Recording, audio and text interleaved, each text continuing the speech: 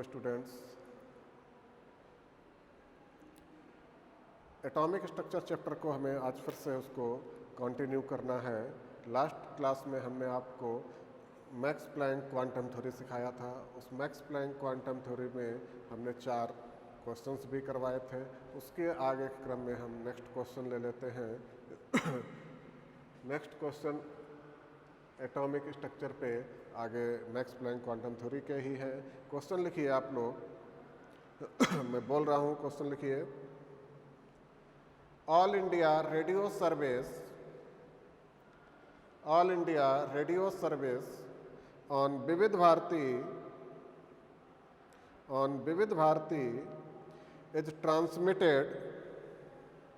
is transmitted on 219 meter band, on 219 meter band. What is its transmission frequency in hertz? What is its transmission frequency in hertz? देखिए इसका solution क्या होगा। यहाँ पर lambda की value 219 metre band जो दिया है, दिस इज द लैम्डा की वैल्यू, राइट। और क्या पूछा गया है? Frequency in hertz. फ्रीक्वेंसी के लिए हमने आपको अभी फार्मूला बताया था, nu equal to C upon lambda.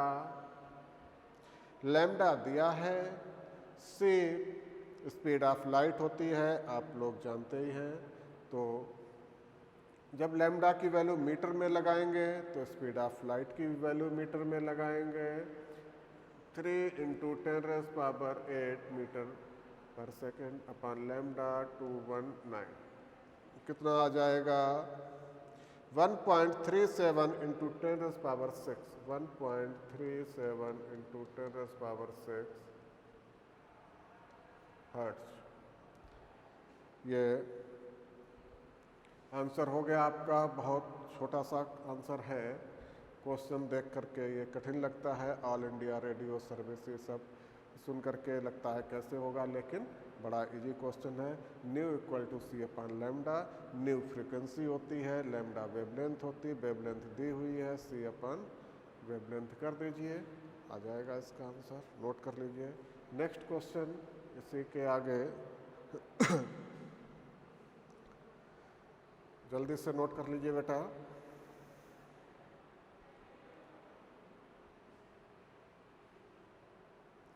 A certain laser transition, next question, a certain laser transition emits 6.37 × 10⁻15, 6.37 × 10⁻15 quanta per second,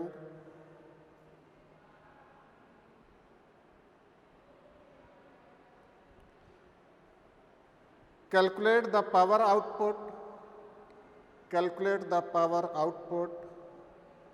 in joule given lambda equal to 632.8 nm.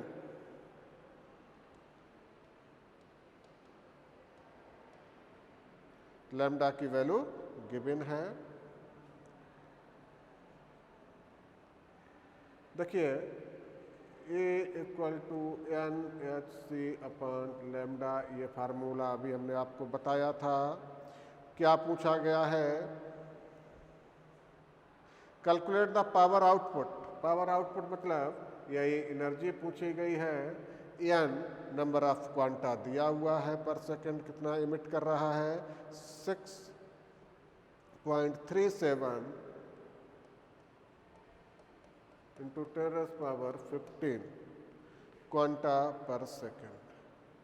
और h की value 6.625 × 10⁻27 ये अर्ग में होता है, लेकिन हम यहाँ पर मीटर में यूनिट्स को लगाएंगे तो जूल में लगाएंगे -34। तो ये C की वैल्यू क्या हो जाएगी 3 इंटू 10⁻⁸, क्योंकि ये जूल में लगा है तो ये मीटर में हो जाएगा। अपान लैम्डा की वैल्यू ये दी रहा है इन्होंने 632.8, लेकिन ये nm में दिया है, इसको हमें किस में करना है मीटर में करना है। Into 10⁻⁻9 into 10⁻⁻9, right. करिए बेटा कैलकुलेशन, ये एनर्जी आ जाएगी 2.2 इंटू 10⁻⁻3, 2 इंटू 10⁻⁻3 जूल।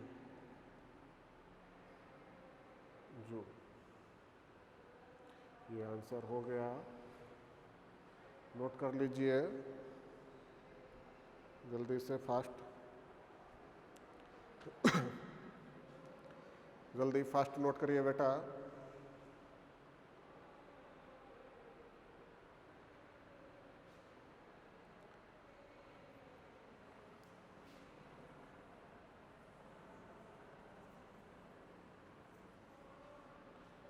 ये एटॉमिक स्ट्रक्चर का अपना सेकंड लेक्चर है।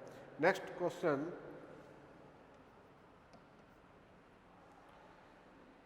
मैक्स प्लैंक क्वांटम थ्योरी पे ही नेक्स्ट क्वेश्चन है हम लोगों का। अब बल्ब, यही बल्ब जो हम लोग घर में यूज करते हैं, tubelight bulb, a bulb emits light of wavelength, a bulb emits light of wavelength 4500 angstrom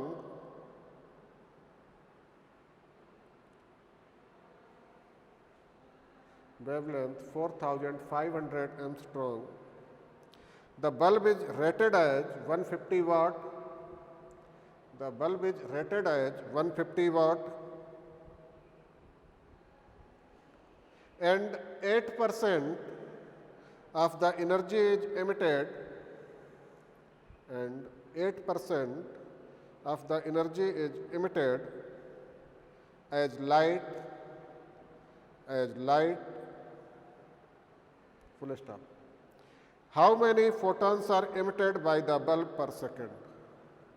How many photons are emitted by the bulb per second?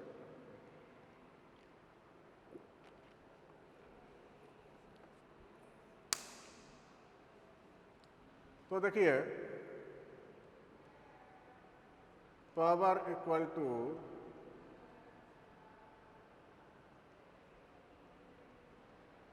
Energy पर सेकेंड।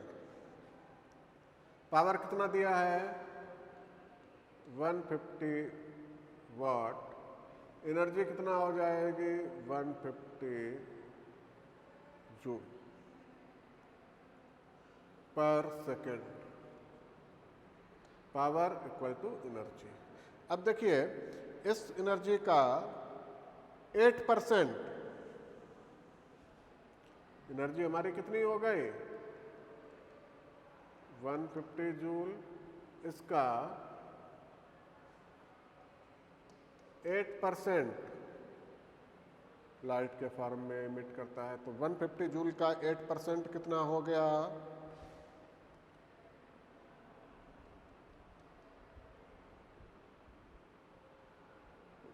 8% का मतलब क्या हो गया 150 इंटू 8 अपॉन 100, कितना 12 joule energy. 12 joule energy light के form में emit होती है। अब हम देखिए लगाएंगे E equal to NhC upon lambda. n हमें निकालना है,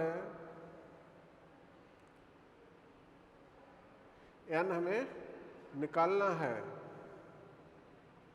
तो n equal to E lambda upon HC,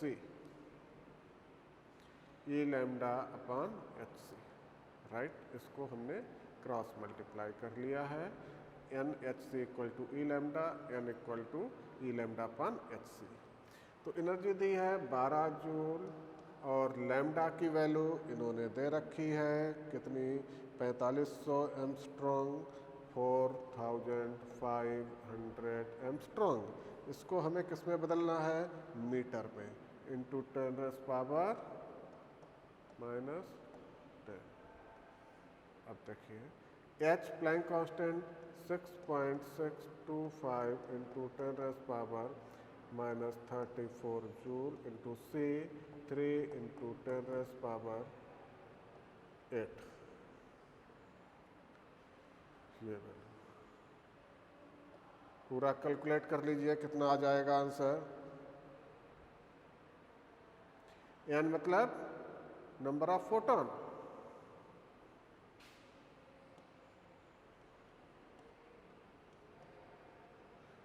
photon, या फिर हाउ मैनी फोटॉन्स पूछा गया है, तो कितना हो जाएगा ये आंसर, 2.727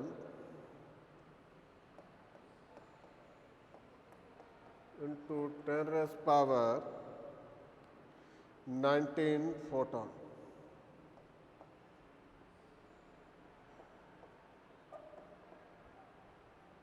2.727 इंटू 10⁻19 फोटॉन आंसर आ जाएगा आपका। इतने photon are emitted by the bulb per second. इतने photons emitted by the bulb per second. Note कर लीजिए।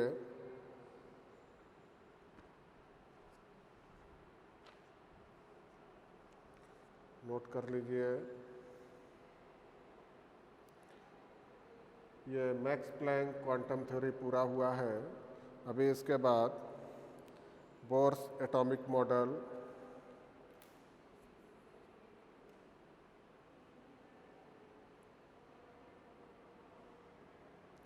रफ कर देते हैं अभी।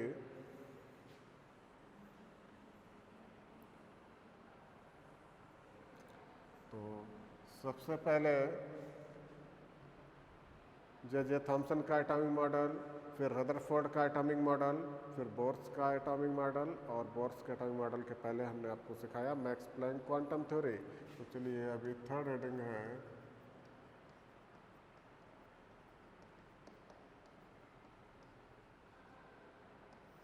Bohr's atomic model.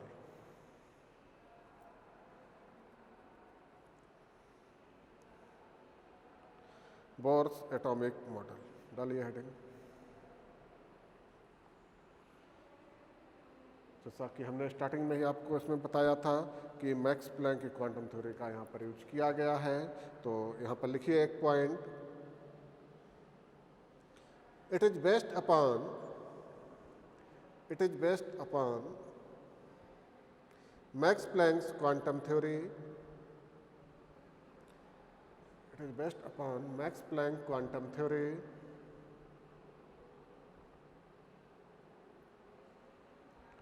दूसरी चीज, इन्होंने जो कॉन्सेप्ट दिया वो सिर्फ सिंगल इलेक्ट्रॉन पे वैलिड है, ये इनका ड्रॉबैक भी हम मान सकते हैं। और नेक्स्ट सेकंड पॉइंट लिखिए, it is applicable only for species containing single electron. Species containing single electron. Species containing single electron.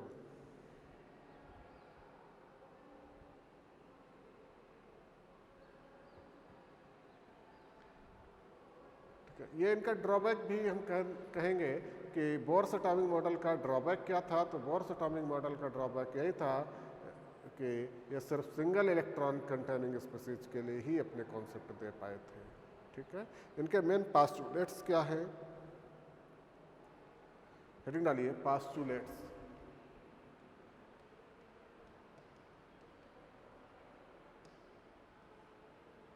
Postulates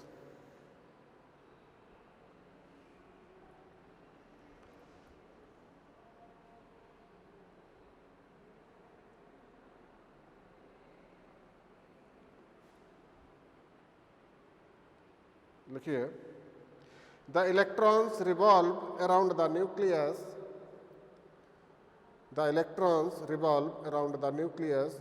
with high velocity in certain fixed orbits, called energy levels.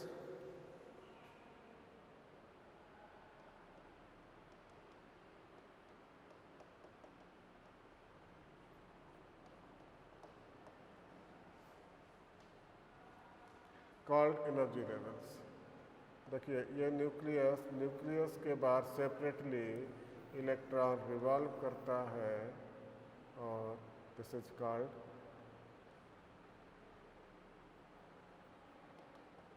Orbits या फिर cell या फिर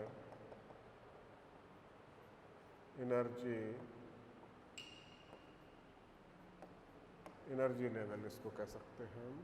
इसमें electron revolve करता है, right. अब देखिए इनका नाम क्या है, KLMN, ये इनके नाम है। आगे लिखिए, there are two force acting on it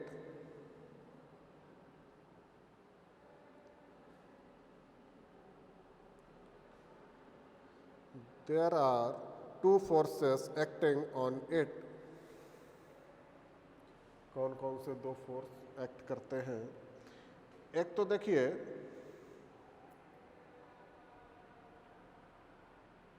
ये जो फोर्स न्यूक्लियस की ओर लगता है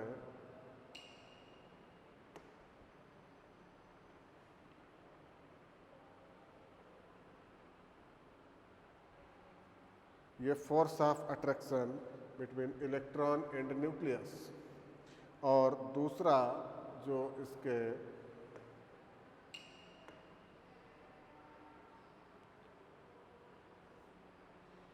अपोजिट में। देखिए जब भी हम किसी चीज़ को किसी गोले को डोरी में बांधकर घुमाएंगे तो जब छोड़ेंगे तो वो उस सर्किल के बाहर गिरेगा जाके, तो ये फोर्स है। अभी यहाँ पर न्यूक्लियर चार्ज ZE होता है, तो ZE²/R²। ये अंदर वाला फोर्स क्या है?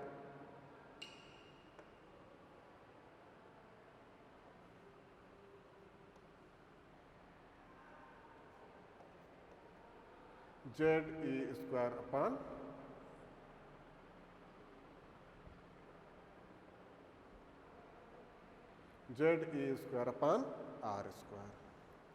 mv²/R। ये वाला फोर्स mv²/R है जो बाहर की ओर लगता है। m mass of electron, v velocity of electron, r radius. तो ये दो टाइप के यहाँ पर फोर्स एक्ट करते हैं।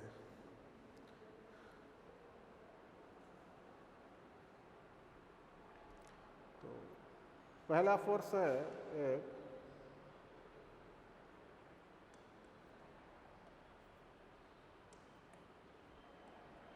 Centrifugal force mv²/R,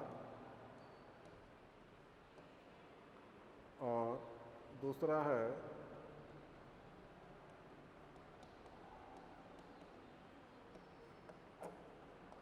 centripetal force ZE²/R²। ये दो फोर्स यहाँ पर वर्क करते हैं, सेंट्रीफ्यूगल फोर्स और सेंट्रीफ्यूगल। अब देखिए why electron revolve in circular path, why electron revolve in circular path. Electron circular path में क्यों रिवॉल्व करता है? क्योंकि centrifugal force equal to centripetal force mv²/R equal to ZE²/R²।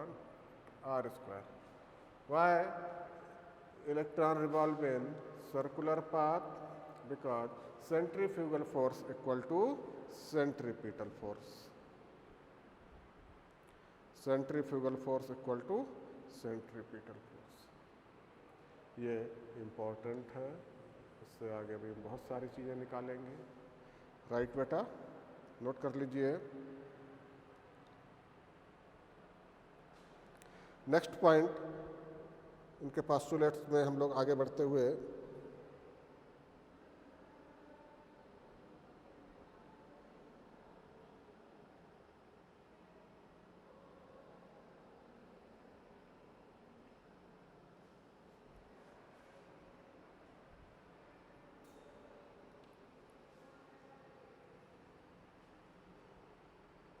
ये पोस्टुलेट्स हैं।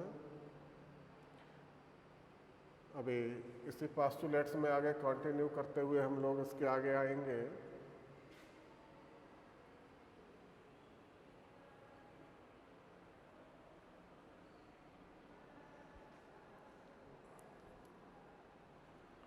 बहुत अच्छा पोस्टुलेट्स है। When an electron jumps one energy level to another energy level, energy is emitted or absorbed. When an electron jumps to one energy level to another energy level, energy is emitted or absorbed. मतलब ये sales जो है, energy level है, इस cell की energy अलग है, इस सेल की एनर्जी अलग है, इस सेल की एनर्जी अलग है। तो जब इलेक्ट्रॉन इस सेल से इस सेल में जंप कर रहा है, राइट, या फिर इलेक्ट्रॉन इस सेल से इस सेल में जंप कर रहा है, when electron jumps one energy level to another energy level, energy is emitted or absorbed, right. अब देखते हैं, एक में emit होगी, एक में absorb होगी। नेक्स्ट पॉइंट लगा के लिखिए, when electron jumps to, when an electron jumps lower energy level to higher energy level, lower energy level to higher energy level, energy is absorbed. When an electron jumps lower energy level to higher energy level, energy is absorbed. Next, when electron jumps higher to lower energy level, when electron jumps higher to lower energy level, energy is emitted. Energy is emitted.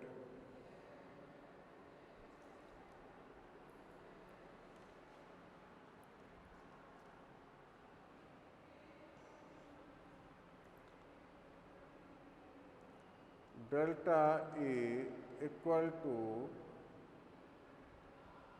H nu equal to, ये N1 B1 ये shell है, तो E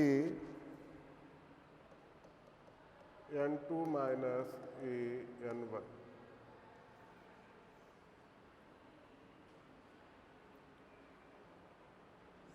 N2 shell से electron N1 shell में गया या N1 से N2 में आया, जो एनर्जी डिफरेंस है वो डेल्टा E है।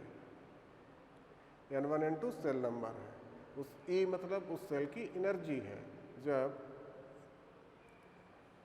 इलेक्ट्रॉन एक सेल से दूसरे सेल में जंप किया, जो एनर्जी डिफरेंस होगा वो H nu equal to delta E होगा। और जो डेल्टा E एनर्जी या H न्यू है, this is called radiant energy या फिर एमिटेड एनर्जी या फिर एब्जॉर्ब एनर्जी, यही होती है। और यहीं पर इन्होंने मैक्स प्लैंक की क्वांटम थ्योरी का भी यूज किया।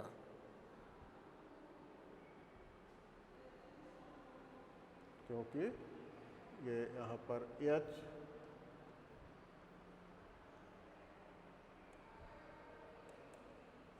प्लैंक कांस्टेंट है, इसका यहाँ पर देखिए यूज किया गया है। राइट बेटा,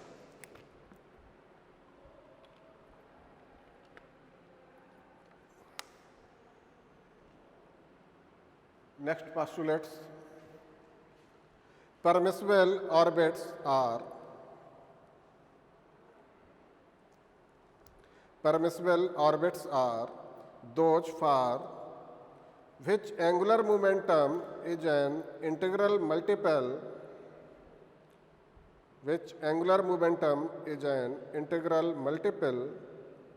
of h upon 2 pi. That is the mvr equal to nh upon 2 pi. h upon 2 pi का integral multiple n, where n is the 1, 2, 3, 4 dot so on.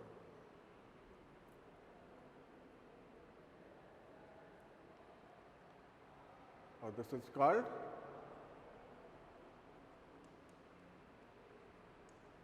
quantization. MVR equal to NH upon 2 pi, where n क्या h upon 2 pi के multiple में होता है, तो n equal to 1, 2, 3, 4 dot so on, और n है quantization concept. This is the quantization concept. अब देखिए, कोई भी ये सर्किल है जो रिवॉल्व कर रहा है इलेक्ट्रॉन, ये एक सर्किल हो गया, इसका मोमेंटम मास इनटू वेलोसिटी होता है, और ये सर्किल में जब रोटेट कर रहा है तो इसकी रेडियस होती है. दिस इज एक एंगल में रोटेट करेगा. This is the angular momentum. Angular momentum में रेडियस यूज हो जाएगी. This is the R, M B R. तो M B R angular momentum है. M B R equal to N H upon 2 pi. Right बेटा, note कर लीजिए.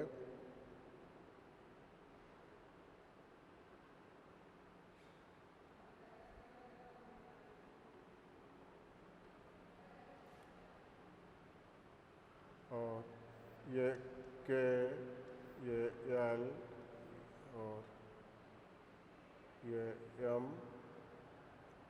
N के लिए के 1 है, एल 2 है, एम 3 और एन 4 है. इसके 12 घरे एक और होगा ऑर्बिट, तो ये एन हो जाएगा, इसकी वैल्यू 4 हो जाएगी. तो ये क्या है? Angular momentum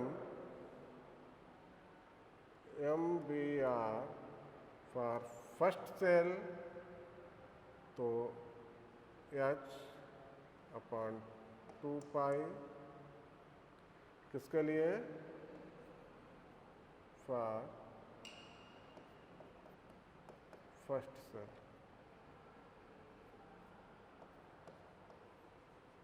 angular momentum for first shell h upon 2. Angular momentum for second shell 2h upon 2 pi, और ये 2 से 2 कट गया, h upon pi for second shell. Angular momentum for third shell, तो 3 upon 2 h upon pi for third shell. M V R equal to 4/2 h upon pi.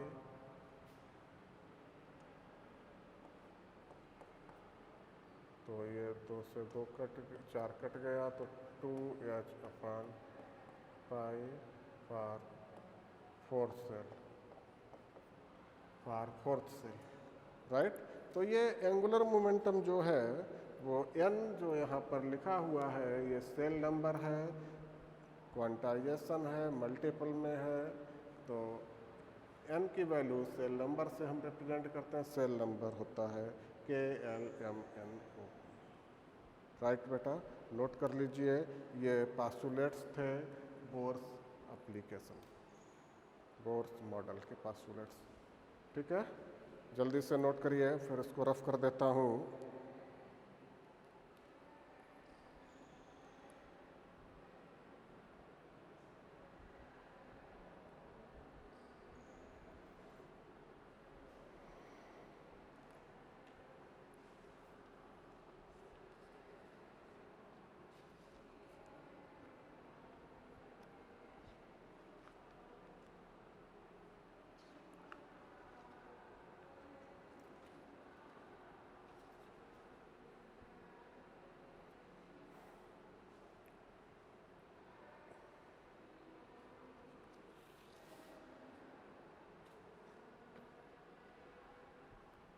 Note कर लिया।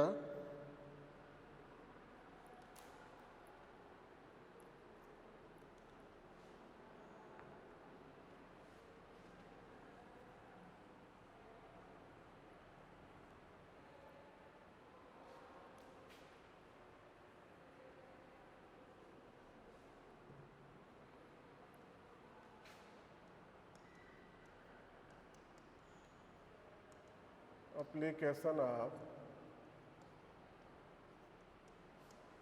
Bohr's atomic model.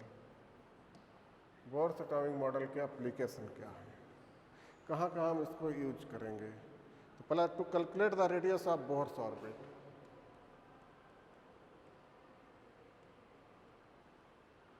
Calculate of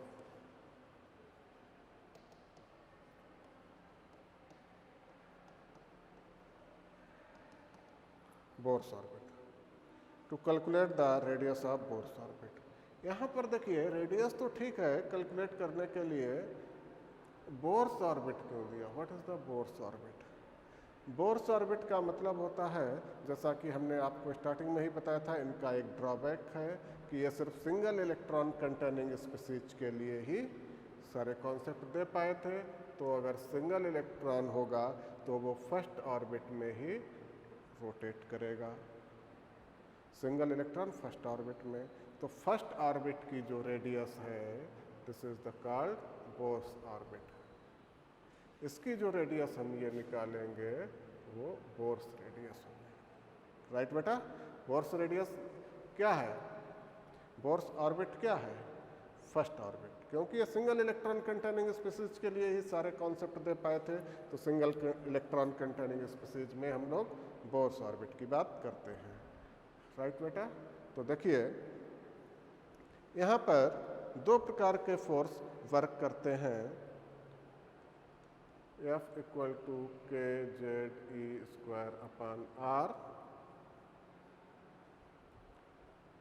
square force, और where K is the 1/4 pi epsilon 0। आप लोग जानते होंगे के equal to 1/4 pi epsilon 0, जिसकी value 9 into 10⁻⁹ newton metre square होती है, न्यूटन मीटर स्क्वायर होती है। अब हम अगर बात करें एक और फोर्स की, लोगों ने सीखा है centrifugal force, mv² upon R, mv² upon R. ये दो फोर्सों की बात करते हैं। Electrostatic force will provide necessary centripetal force. Hence यहाँ पर अभी हमने जो एक कॉन्सेप्ट दिया था आपको, स्क्वायर ब्रैकेट के अंदर एक बॉक्स के अंदर दिया था, electron rotate in circular path because centripetal force equal to the centrifugal force. Right, तो यहाँ से हम आर से ये स्क्वायर कट जाएगा, v की वैल्यू निकाल लेंगे, तो v इक्वल टू क्या हो जाएगा, v स्क्वायर के Z E square upon M R.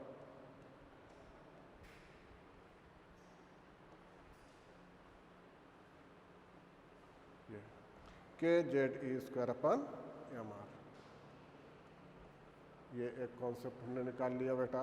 अभी देखिए बोर्स पास्टुलेट्स में हमने सीखा था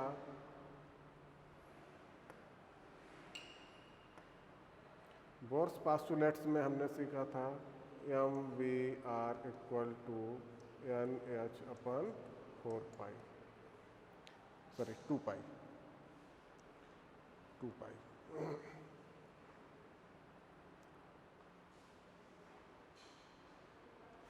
एन एच अपन 2 पाई, ये हम लोगों ने अभी सीखा था।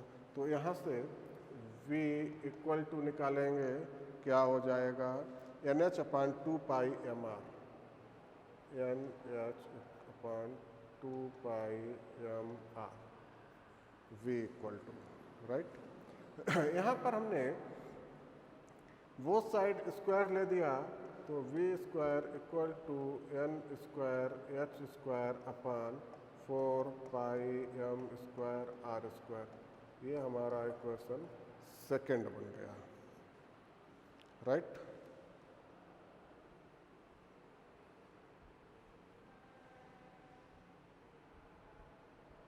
क्लियर बेटा। अभी देखिए इसी क्रम में हम यहाँ पर आपको एक बात बताना चाहेंगे कि v square equal to K Z square upon M R और v square equal to N H square upon 4 pi M square R square है। इनको हमने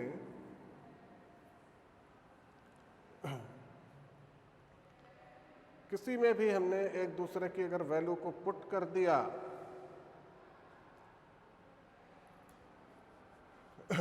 इस फार्मूले में हमने ये फार्मूले की वी स्क्वायर की वैल्यू पुट कर दी तो क्या हो जाएगा K Z E square upon M R equal to N square H square upon 4 pi M square R square, right.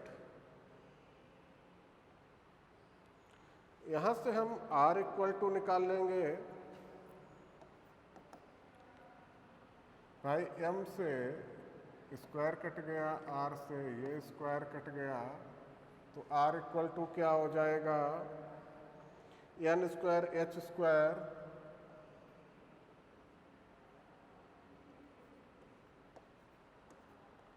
Upon 4 pi square M square V square, 4 pi square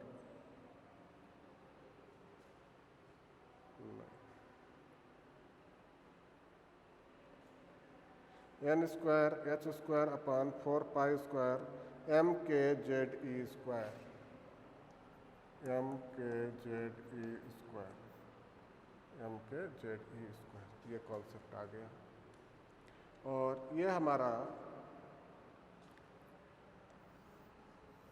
radius के लिए formula हो गया। देखिए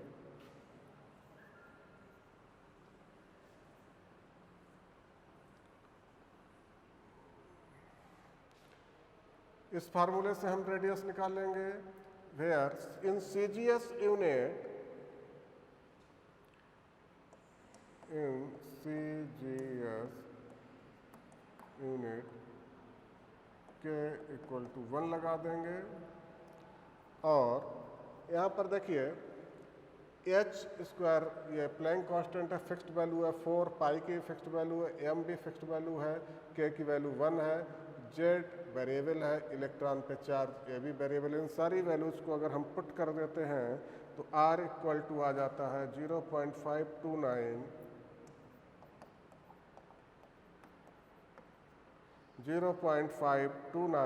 into N square upon Z. ये angstrom में है। किसी में भी हम अगर n की वैल्यू और z की वैल्यू डाल देंगे, मतलब सेल नंबर है n की वैल्यू, z क्या है एटॉमिक नंबर है, तो हमें उसकी रेडियस आ जाएगी।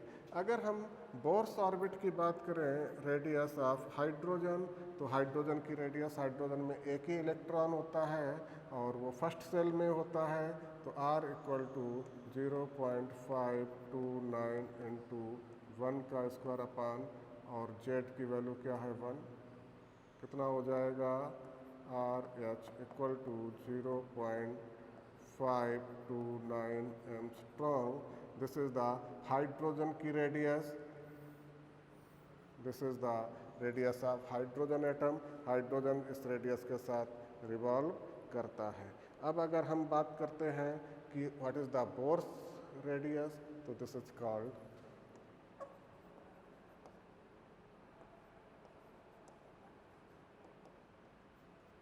Bourse radius. इसी को हम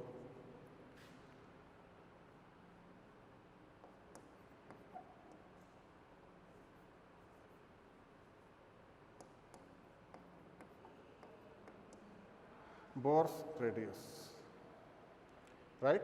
ये हाइड्रोजन की जो रेडियस है this is the Bohr's radius. ध्यान रखना ये एंगस्ट्रॉम में आपका आंसर हमने निकाल के दिया है। किसी भी यूनिट में पूछा जा सकता है, मीटर में पूछा जा सकता है, सेंटीमीटर में पूछा जा सकता है, उसका आप प्रॉपर तरीके से यहाँ से यूनिट का कन्वर्जन कर लीजिए, क्योंकि एंगस्ट्रॉम का मीटर में और सेंटीमीटर में सब हमने आपको दे रखे हैं। ठीक है बेटा, नोट कर लीजिए जल्दी fast.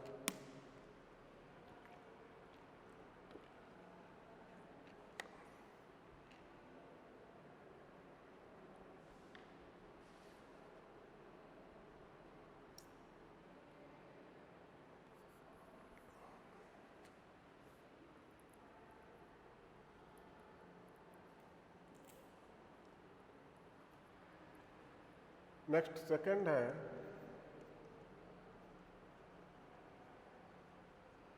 To calculate the velocity of an electron.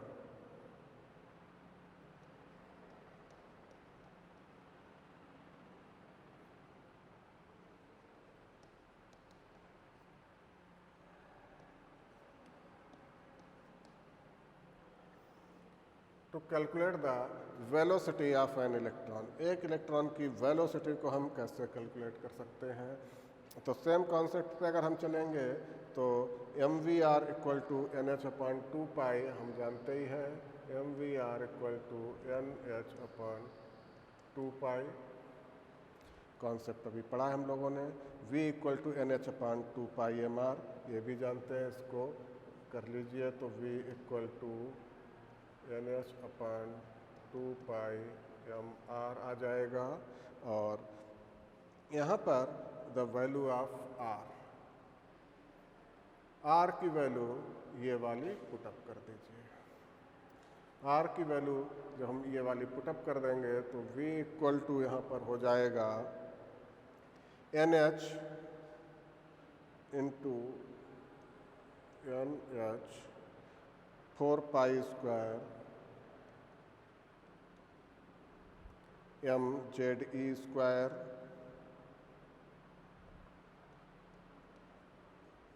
Upon 2 pi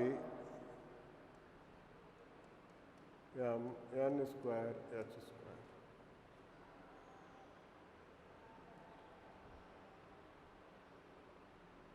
ये आ जाएगा। अब देखिए इसमें बहुत सारी चीज़ें कट हो जाएंगी, आप ध्यान से देखिए। जैसे 2 से ये 4 गया, 2 2 जा 4, पाई से ये स्क्वायर चला जाएगा, एन एच से ये स्क्वायर चले जाएंगे, तो v इक्वल टू बच जाएगा 2 पाई Z E square upon N H. ये फार्मूला है वेलोसिटी निकालने का किसी भी इलेक्ट्रॉन का। लेकिन यहाँ पर देखिए z और n दो वैल्यू वेरिएबल हैं, बाकी 2 पाई ई स्क्वायर एच ये वैल्यू फिक्स्ड है। अगर हम इन वैल्यूज को यहाँ पर पुट कर देते हैं तो v इक्वल टू ये आंसर आ जाएगा 2.188 इंटू 10⁻⁸ z अपॉन n, और ये सेंटीमीटर पर सेकंड में है।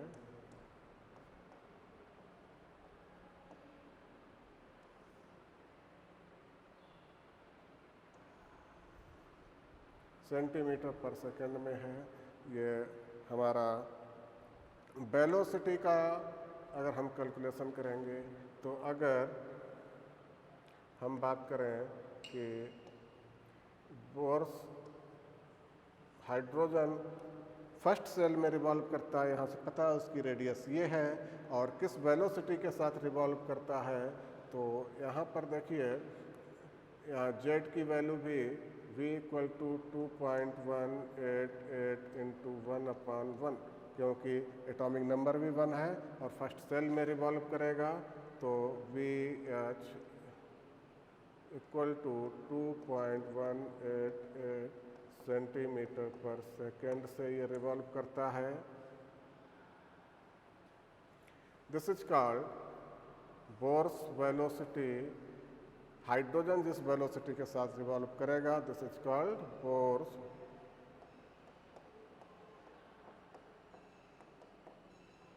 Velocity, this is called Bohr's velocity. तो आप लोग नोट कर लीजिए कि किस वेलोसिटी के साथ हाइड्रोजन का इलेक्ट्रॉन रिवॉल्व करता है अपने सेल के अंदर, वो ये है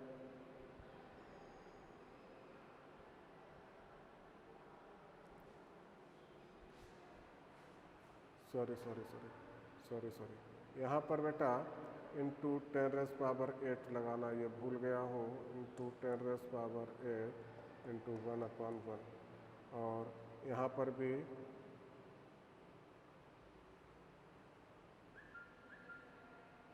इंटू 10⁻8 सेंटीमीटर पर सेकेंड, 10⁻8 ये ऊपर था, ठीक है। तो ये हो गया आपका बोर्स वेलोसिटी के साथ, इसको हम हाइड्रोजन की वेलोसिटी बोर्स वेलोसिटी कह सकते हैं। यहाँ पर अगर हम Z और N की वैल्यू चेंज करेंगे तो जिस एलिमेंट का निकालना चाहेंगे उसका आ जाएगा, पर बोर्स ने सिर्फ सिंगल इलेक्ट्रॉन कंटेनिंग स्पीशीज के लिए ही एक कॉन्सेप्ट दिया था, इसलिए इसको हम बोर्स का ड्रॉबैक भी मान सकते हैं।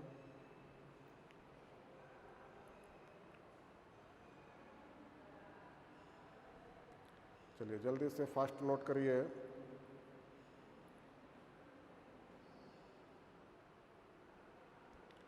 अभी हम लोग ये सेकंड था,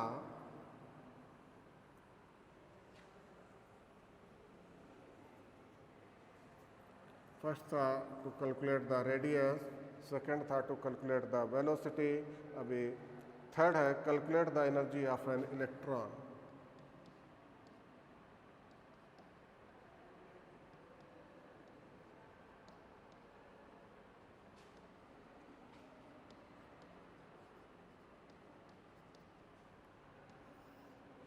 to calculate the energy of an electron, एक इलेक्ट्रॉन की एनर्जी को हम कैसे कैलकुलेट करेंगे, ये देखिए आप। इसके लिए भी सेम कॉन्सेप्ट पे हम जाएंगे, बोर्स पास्टुलेट के थ्रू ही होगा। तो टोटल एनर्जी क्या होती है, kinetic energy plus potential energy, kinetic energy plus potential energy total energy होती है। Kinetic energy of an electron half mv²,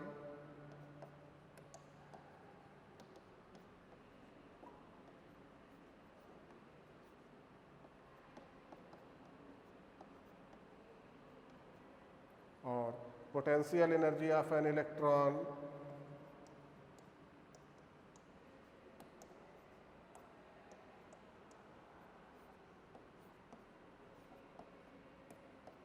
equal to kZe²/r minus kZe²/r। अब देखिए, अब आप यहाँ पर सोचते होंगे कि यहाँ पर हमने माइनस क्यों लगा दिया, क्योंकि ये kZe²/r ये फोर्स होता है, यहाँ पर हम इसको फोर्स को एनर्जी में कन्वर्ट करके लगाए हैं, इसलिए यहाँ पर माइनस साइन आ जाता है। तो टोटल एनर्जी क्या हो जाएगी, half mv² plus minus kZe²/r। Clear?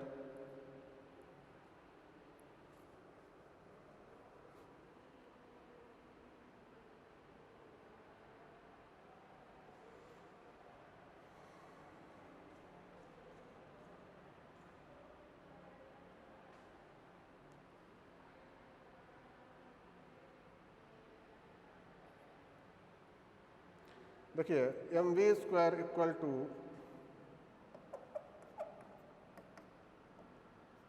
kZe²/r, mv² equal to kZe²/r, ये आप लोग अभी इसके पहले हम सिखा चुके हैं, अभी लास्ट पेज पे था। और इसको अगर हम यहाँ पर kZe²/2r कर देते हैं, kZe²/2 , क्योंकि mv² equal to kZe², mv², तो ये हाफ का हाफ बना रहेगा, माइनस kZe² r, राइट बेटा, equal to minus kZe² upon 2r, ये आ जाएगा। In CGS unit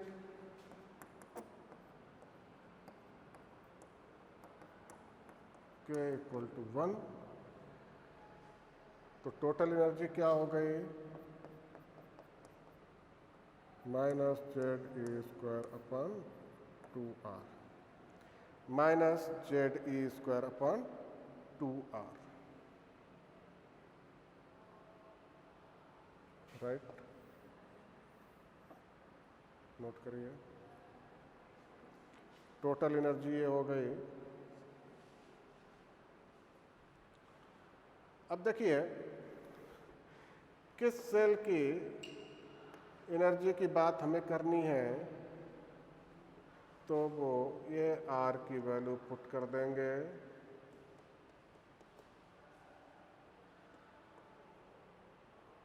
putting the value of R, तो हम वहाँ पर सेल नंबर यूज कर सकते हैं।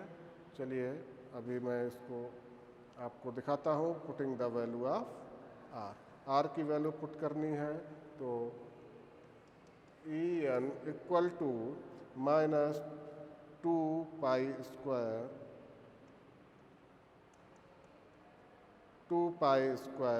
Z² e की पावर 4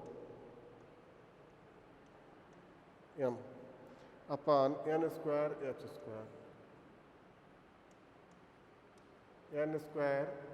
h², ये हो जाएगा एनर्जी किसी भी सेल की निकालने के लिए, shell number, energy of nth shell, energy of nth shell, right बेटा। अभी देखिए इस एनर्जी ऑफ nth सेल में अगर हम इन सब की वैल्यूज को पुट कर देते हैं, जो जो वैल्यूज हमारे पास हैं,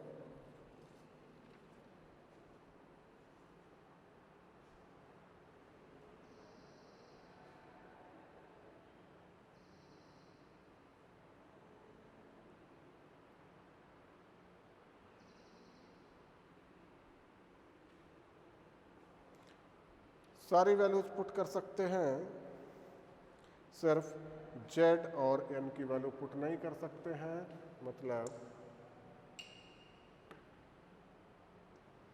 n² और Z², ये दो वैल्यू पुट नहीं कर सकते हम लोग, बाकी तो सारी वैल्यू लगा सकते हैं। तो देखिए En equal to minus 21.8 into 10 raised power minus 19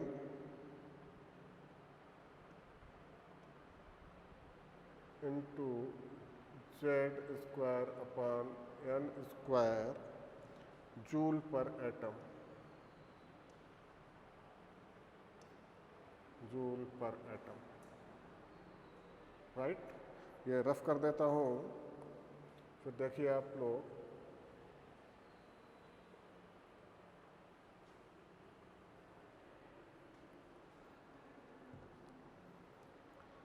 अगर यहीं पर हम यूनिट चेंज कर देते हैं, तो En इक्वल टू माइनस 13.6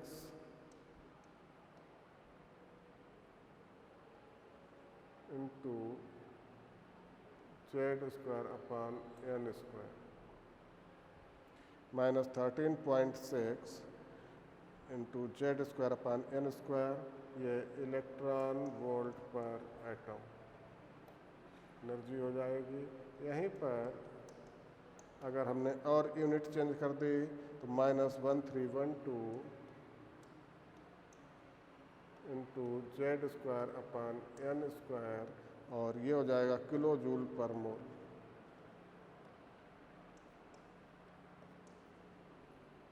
ये joule, kilo joule, electron volt, ये डिफरेंट 3 यूनिट्स में हमने एनर्जी निकाल ली है। अब जो सेल नंबर होगा, जिस सेल की एनर्जी निकालनी है यहाँ लगा देंगे, और जिस एटम की निकालनी है उस एटम का एटॉमिक नंबर जेड की वैल्यू लगा देंगे। अभी इसी के साथ देखिए, अगर ये एनर्जी ऑफ हाइड्रोजन एटम की बात करें तो एनर्जी ऑफ हाइड्रोजन की फर्स्ट सेल में होगी तो -21.8 इंटू 10⁻⁻19 जूल पर एटम, क्योंकि यहाँ पर वैल्यू 1 और 1 लग जाएगा, एटॉमिक नंबर भी 1 लग जाएगा और सेल नंबर भी 1 लग जाएगा। ये हाइड्रोजन की है, हाइड्रोजन एटम की equal to -13.6 electron volt per atom. Energy of hydrogen atom जिस सेल में रिवॉल्व कर रहा है -1312 किलो जूल पर मोल। तो ये देखिए, फर्स्ट ऑर्बिट की हाइड्रोजन के लिए एटॉमिक नंबर 1 है, ये एनर्जी की यूनिट्स आ जाएगी। तो अगर हम यहाँ पर बात करें कि किस यूनिट में निकालनी है, हमें डायरेक्ट उसी यूनिट का फार्मूला लगा देना है, क्योंकि ये यूनिट बाद में चेंज करो या पहले फार्मूले में चेंज कर लो, एक ही बात है। अब हमें एनर्जी तो हमने निकाल ली है हर सेल की, ये हमारे पास सेल नंबर है, ये फर्स्ट सेल है, ये सेकंड सेल है, ये थर्ड सेल है, किसी भी सेल की एनर्जी हमने निकाल ली है। राइट बेटा। अभी देखिए एक कॉन्सेप्ट क्या हम लोगों ने सीखा है, द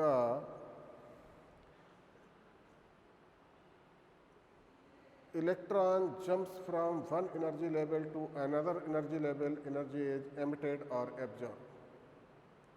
क्या? Electron jumps one energy level to second energy level, another energy level, the energy is emitted or absorbed, that is called radiant energy। तो यहाँ पर हमने निकाला है delta E equal to E2 minus E1। एक cell की energy हम निकाल सकते हैं, दूसरे सेल की भी निकाल सकते हैं, उनका डिफरेंस निकाल लीजिए तो उस सेल से इलेक्ट्रॉन जंप करने में कितनी एनर्जी इमिट करेगा या फिर एब्जॉर्ब करेगा, इसका कॉन्सेप्ट हम लोग कर सकते हैं। ये डेल्टा E क्या है? रेडिएंट एनर्जी है।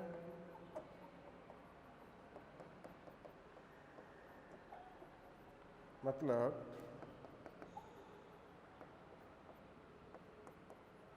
emitted और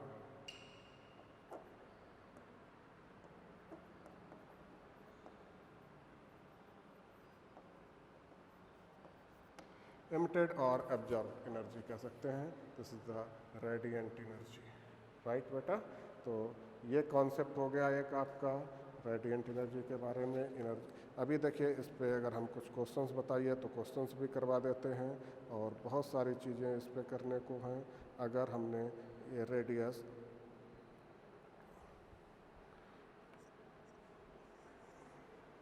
चलिए नोट कर लीजिए सब। और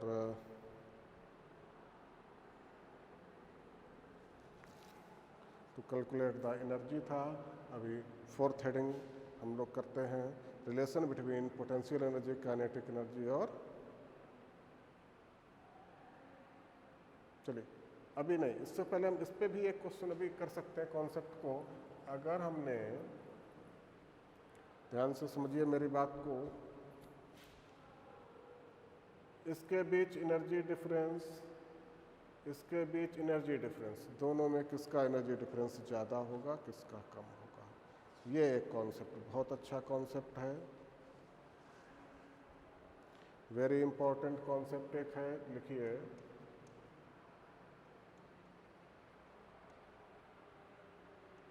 वेरी इंपॉर्टेंट कॉन्सेप्ट है, लिखिए, thus the energy of electrons, इसी के कंटिन्यू करिए,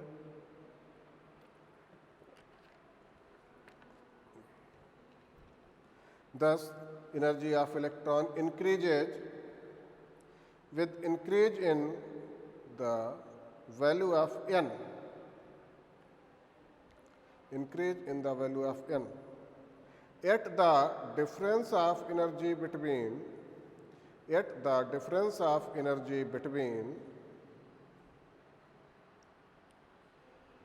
two successive orbits decreases.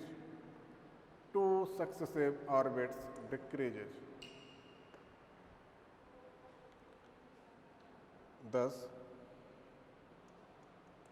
E2 minus E1 is greater than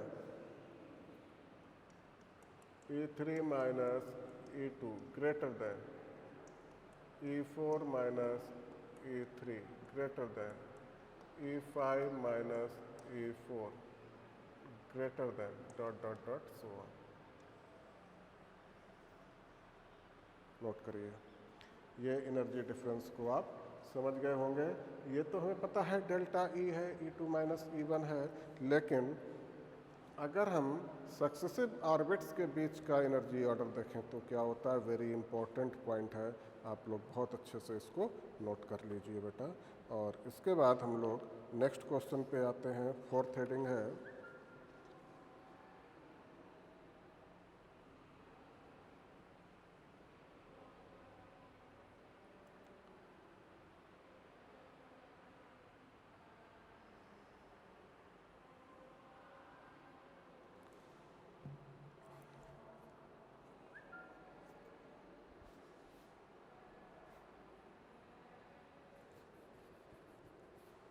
relation between potential energy, fourth concept,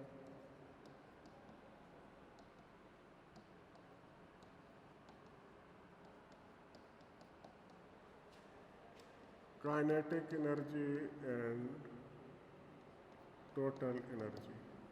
Relation between potential energy, kinetic energy and total energy.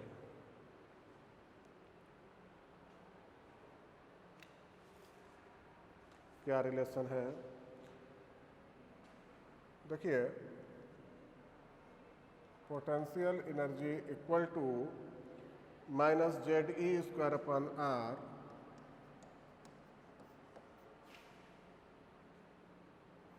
और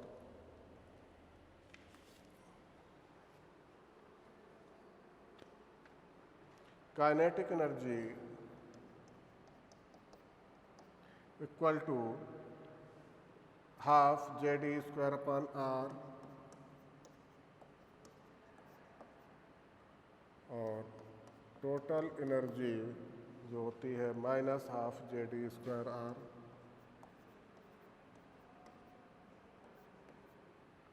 ये हो गया। देखिए, ए क्या है, टोटल एनर्जी और पोटेंशियल एनर्जी। टोटल एनर्जी और पोटेंशियल एनर्जी, तो देखिए minus half ZE square upon R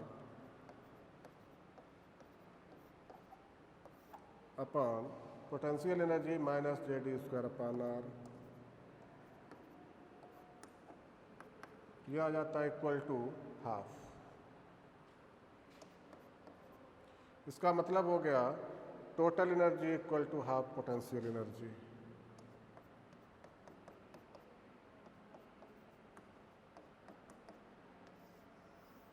relation हो गया total energy equal to half potential energy. Next B concept देखिए, टोटल एनर्जी और काइनेटिक एनर्जी में total energy minus half ZE square upon R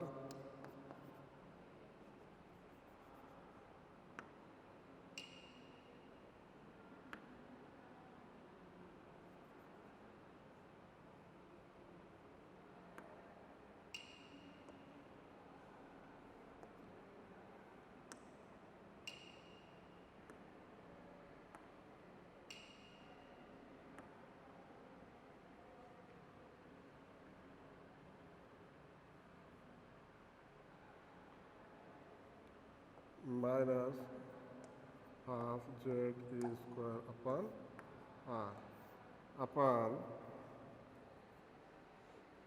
half ZE square upon R।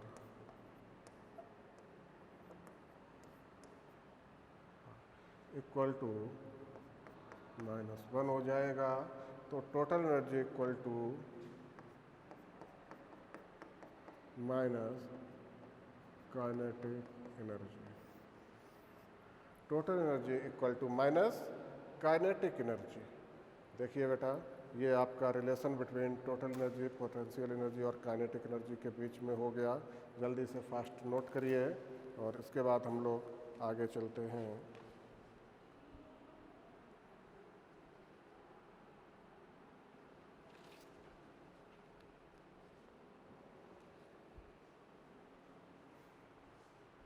ये fourth concept था। Next fifth concept,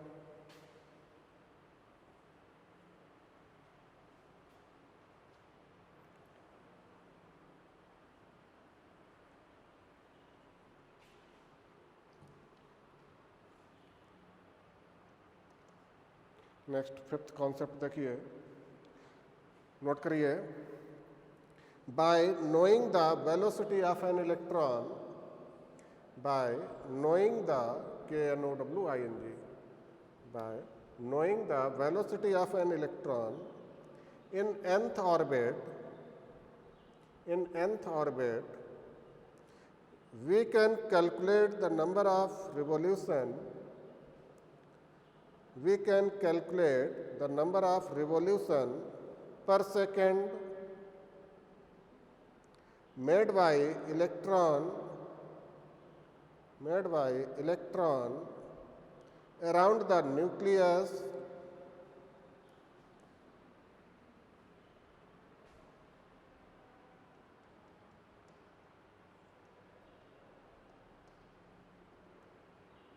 number of revolution per second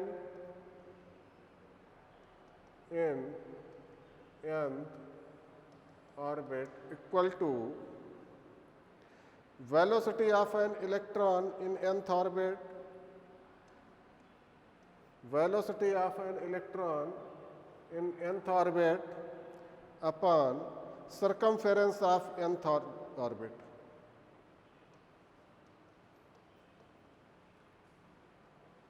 note कर लीजिए, number of revolution per second in nth orbit equal to velocity of electron in nth orbit upon circumference of nth orbit. Circumference orbit का जो circle होता है उसका circumference 2πr होता है और n मतलब दैट सेल, उस सेल का सरकमफेरेंस। नोट कर लीजिए। तो हमें वेलोसिटी पता है, सरकमफेरेंस पता है, तो हम ये बता सकते हैं कि एक इलेक्ट्रॉन पर सेकेंड कितने चक्कर लगाता है। राइट बेटा, ये आप कैलकुलेट कर सकते हैं। तो next sixth concept, number of waves made by Bohr's electron.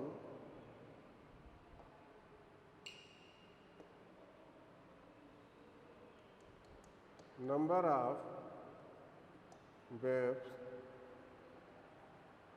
made by Bohr's electron, number of waves made by the Bohr's electron in nth orbit. In nth orbit कितने वेव बनाएगा? तो number of waves in any orbit equal to circumference of that orbit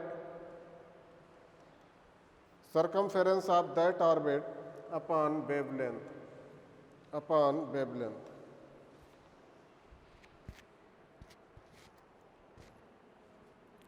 circumference of that orbit upon wavelength 2πr upon lambda। और lambda equal to h upon mv होता है, तो 2πr अपन h upon mv।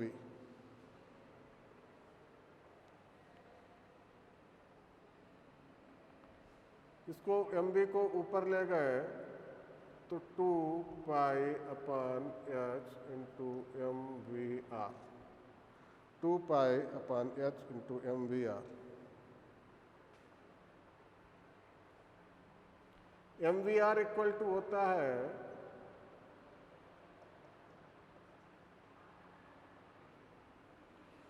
Formula अभी आपने सीखा है, M V R equal to N H upon 2π, ये formula आप लोग जानते ही होंगे, बता चुका हूँ, इंटू एन एच अपन 2π। 2π से 2π कट गया, h से h कट गया, equal to n। Thus number of waves in nth orbit equal to n. Thus number of waves in nth orbit equal to n. Number of waves in nth orbit equal to n. Note कर लीजिए।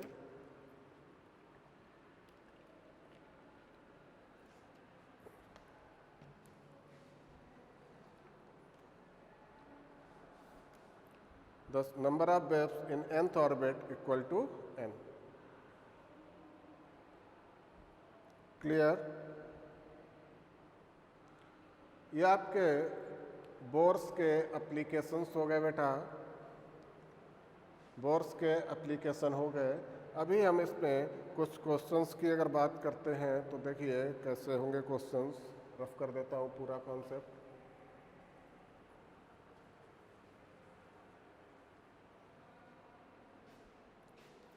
Question लिखिए,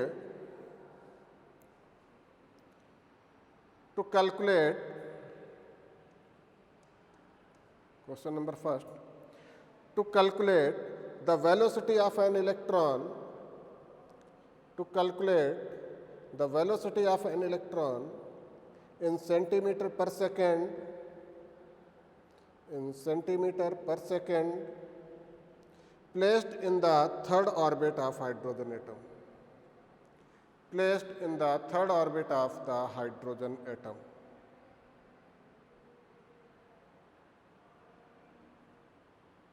तो देखिए velocity निकालनी है और किस unit में निकाले, सेंटीमीटर पर सेकेंड।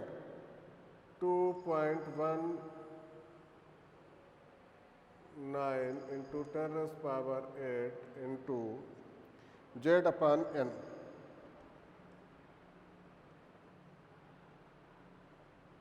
और ये सेंटीमीटर पर सेकेंड का फार्मूला है, जैसा कि डायरेक्ट फार्मूला हमने आपको दिया था वेलोसिटी का।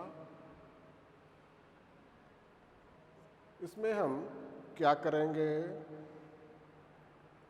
Calculate the velocity of electron centimetre per second placed in the third orbit of hydrogen atom. तो V equal to 2.19 into 10⁸।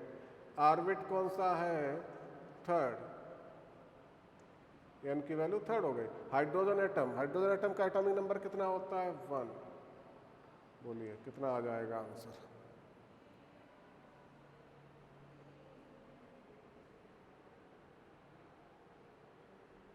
Seven 7.3 into 10⁻7, 7.3 into 10⁻7 centimetre per second. ये हो जाएगा, नोट कर लीजिए।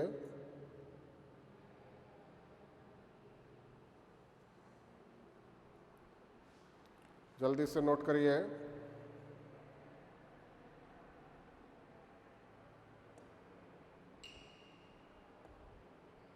Next question number second, next question number second note करिए। The ionisation energy of hydrogen, important question है। The ionisation energy of hydrogen atom is -13.6 electron volt, is -13.6 electron volt. What will be the ionisation energy of helium plus and lithium 2+? What will be the ionization energy of helium plus and lithium 2+ ions?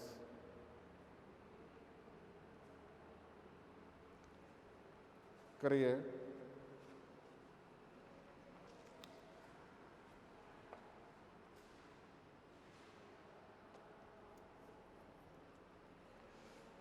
क्या पूछा गया है? Hydrogen की ionisation energy दी हुई है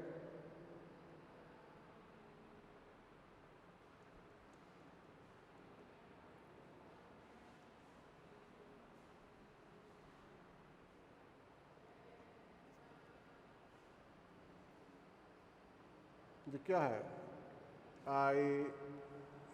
ionization energy of hydrogen -13.6 electron volt, right. Ionization energy क्या है?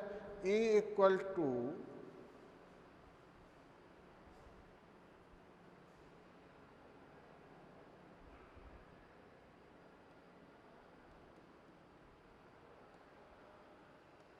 Z²/m, ये फार्मूला लगेगा।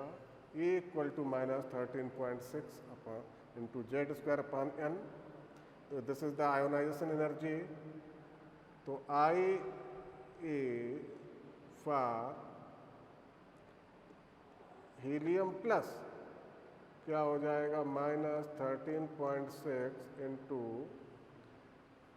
हीलियम का जेड एटॉमिक नंबर कितना होता है 2 का स्क्वायर, और प्लस इसका तो एक इलेक्ट्रॉन बचा है फर्स्ट सेल में, ये कितना हो जाएगा 2 2 जा 4 हो जाएगा, 13.6 इंटू 4 कितना, -54.4 electron volt, -54.4 electron volt, right. अब अगर हम आयोनाइजेशन एनर्जी ऑफ Li2+ की बात करें तो सेम हो जाएगा -13.6 इंटू, और लिथियम का जेड एटॉमिक नंबर कितना होता है 3 होता है, तो 3 का स्क्वायर अपॉन और 1, क्योंकि n मतलब ये जब 2 इलेक्ट्रॉन लिथियम से निकल गए तो एक ही इलेक्ट्रॉन बचा है, वो एक इलेक्ट्रॉन फर्स्ट सेल में हो जाएगा, 3 का स्क्वायर, तो 3 3 जा 9, और 13.6 इंटू 9 122.4 -122.4 इलेक्ट्रॉन वोल्ट, ये आपकी आयोनाइजेशन एनर्जी हीलियम प्लस और लिथियम 2+ की हो जाएगी। नोट करिए जल्दी से, जल्दी फास्ट नोट करिए।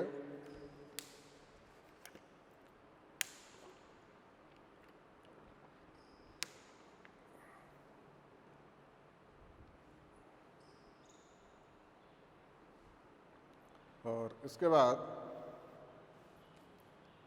एक क्वेश्चन नोट करिए, हम आप लोगों को दे रहे हैं करने के लिए, और इसको नेक्स्ट लेक्चर में हम डिस्कस करेंगे।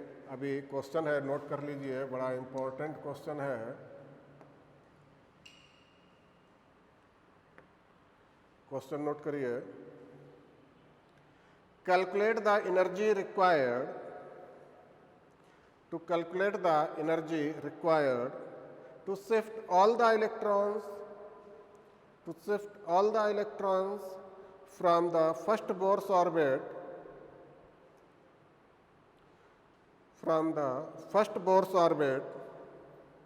to the fifth Bohr's orbit in 1 mole of hydrogen atom,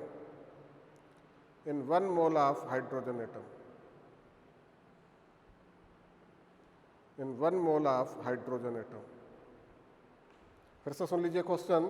calculate the energy required to shift all the electrons from the first Bohr's orbit to the fifth Bohr's orbit in 1 mole of hydrogen atom. ये question आपको homework में दे रहे हैं, इसको आप करके लाइए। नेक्स्ट क्लास में इस क्वेश्चन के साथ हम आगे स्टार्ट करेंगे। तब तक के लिए थैंक यू बेटा, ऑल द बेस्ट।